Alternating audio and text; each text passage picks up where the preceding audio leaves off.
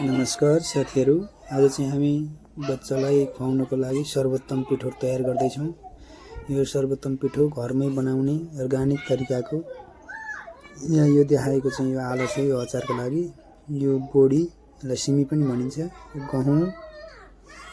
त्यसैगरी यहाँ फर्सीको बिहा, दाल, यो भटमास, यो चाहिँ भुजा चिउरा,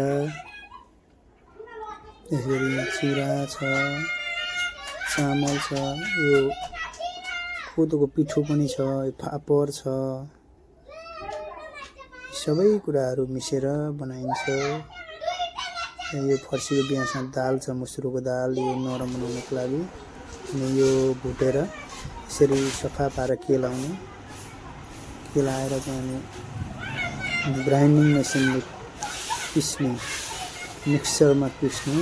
यो सबैलाई सफा पार्दैछन् हाम्रो म्याडमले। सट्ट सफा पारेर सबै ढुङ्गासँग टिपेर छानेर अचारको लागि एकदमै उच्च गुणस्तरको हुन्छ। यो मिक्सरमा चाहिँ अब यसरी पिसेर मसिनो बनाएर निकाल्ने, त्यसलाई चालेर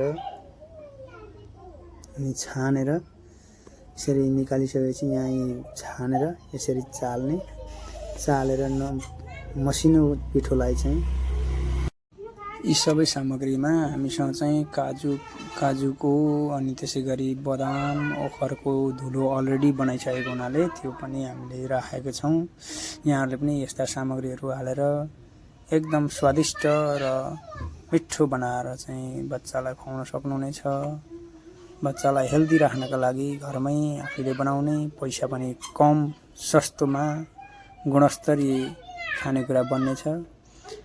हामीले ल्याक्टो अनि सेयरलेस त्यस्ता चाहिँ खुवाउन पुरै प्रतिबन्ध गरेका छौँ। नानीहरूलाई यस्तो खुवाउँछौँ र खाना पनि एकदम मजाले खान्छन्। नानीले एकदम रुचाएर खाने अनि हेल्दी पनि छैन अहिलेसम्म। पुरै घरकै अर्ग्यानिक खाना प्रयोग गरौँ, बाहिरको खाना बन्द गरौँ, स्वस्थकर जीवन जिउँ, बच्चालाई पनि स्वस्थ